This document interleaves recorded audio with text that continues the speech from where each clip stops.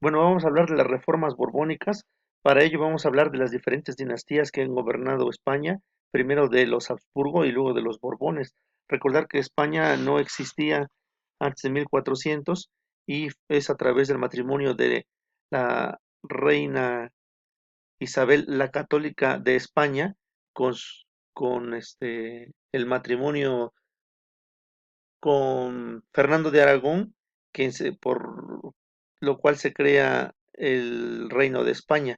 Ellos procrean a su hija Juana la Loca, quien a su vez contrae matrimonio con el príncipe archiduque de Austria Felipe el Hermoso, quien era descendiente del emperador germánico Maximiliano de Habsburgo.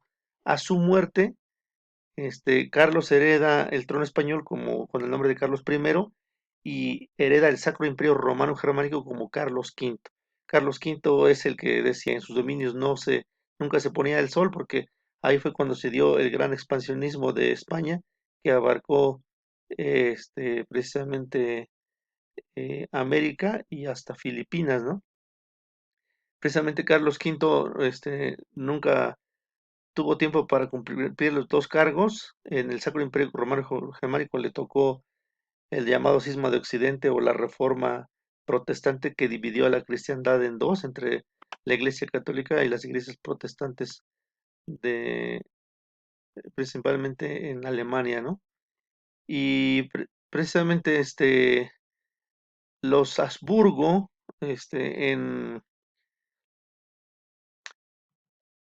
no se ocuparon tan de lleno en los nuevos territorios conquistados y con el tiempo los funcionarios que habían emigrado a España y sus hijos, los criollos, a la Nueva España, fueron quienes tenían bastantes privilegios en esas tierras descubiertas, ¿no?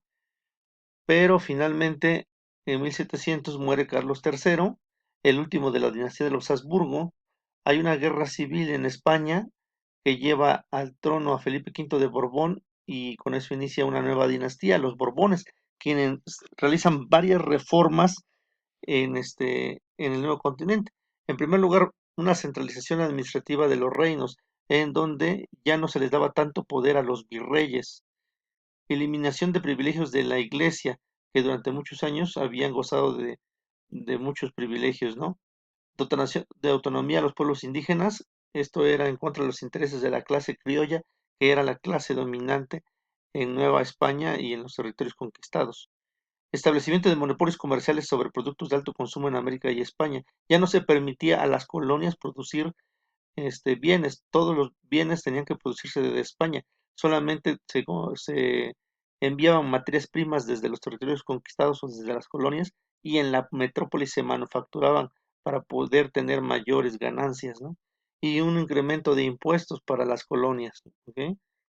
Recuerden que el clero se dividía en dos grandes corporaciones, el clero regular, que estaba sujeto a una orden, como el caso de los franciscanos, los dominicos o los jesuitas, y que estos no estaban bajo el control de los obispos, sino que le respondían directamente al papa. Recordar que incluso los jesuitas se oponían a la dominación a través de la espada, ¿no? Y más bien creían en la evangelización por medio del convencimiento. Y por otro lado estaba el clero secular, que esto sí estaba sujeto a la autoridad episcopal, es decir, a los obispos, y por ende a la autoridad real, es decir, ellos apoyaban las políticas coloniales de los reyes de España. Entonces, lo que hizo las reformas mormónicas es medidas de control sobre el clero regular, el que estaba sujeto a la autoridad del Papa. Por ejemplo, la expulsión de los jesuitas en el año 1767. Es muy importante porque es parte del sector del clero el que impulsa la conquista, perdón, la independencia de Nueva España. ¿Sí? ¿Por qué? Por la afectación que habían recibido de parte de la dinastía de los Borbones. Dice, transferencia de la administración de diezmos de la iglesia a la burocracia civil. Ya los diezmos no se quedaban para beneficio de la iglesia, sino que eran recordados por la autoridad real. Vigilancia sobre el clero para evitar que cobrara cantidades excesivas en las celebraciones litúrgicas. Retiro de la inmunidad judicial de la que gozaban los cleros, del famoso fuero y desamortización de los bienes eclesiásticos. Acuérdense que la iglesia siempre ha tenido grandes bienes porque el pago del diezmo era obligatorio, ¿no? Y cuando no se hacía este pago, se embargaban bienes y se quedaban con esos bienes. Y ya el, la dinastía de los Borbones empezaba a retirarle esos bienes a la iglesia. ¿Ok? Entonces, este tipo de reformas, tanto de tipo político-administrativas como de tipo religioso, generaron un descontento, ¿no? Se formaron dos tendencias, los que abogaban por la descentralización con respecto a las autoridades coloniales. Hay un sector, principalmente los criollos y precisamente el clero afectado, que pensaba que era momento de descentralizarse de la metrópoli, y los que sostenían la necesidad de centralización administrativa y control político como condición necesaria del poder colonial. Algunos decían, no, si nos desafiliamos del control de la autoridad real, vamos a empezar a perder poder, ¿no?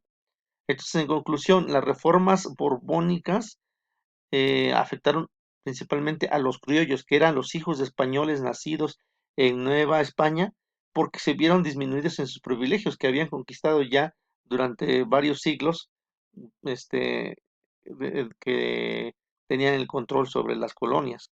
Entonces, también nació una burocracia real que Nueva España encontró una manera fácil de enriquecerse. Es decir, vinieron nuevos españoles, nuevos peninsulares a aprovecharse de esa circunstancia de las reformas borbónicas y a quitarle el poder a los criollos.